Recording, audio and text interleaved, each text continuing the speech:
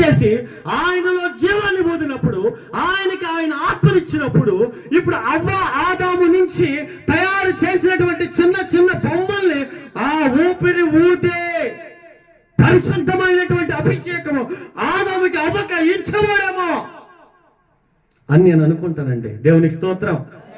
అంటే పాపం చేశారు కాబట్టి ఆ భారం స్త్రీ మీద పడిపోయింది. ఎందుకు పడిందంటే వద్దన్నా తినిపించింది. ఇదిగో నువ్వు ఇచ్చావే అని ఆమె మీద పెట్టాడు కదా, ఆమె మీద కొంత, నువ్వు తిన్నావుగా నీ మీద కొంత.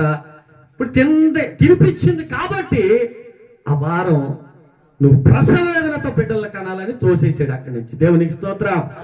హల్లెలూయా.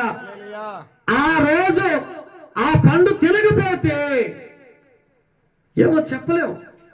స్త్రీ నుంచే మనం వచ్చేవాళ్ళమో కాదు, లేదా ఇలాగే కొంతమందిని సృష్టించి దేవుడు పరిశుద్ధమైనటువంటి దైవ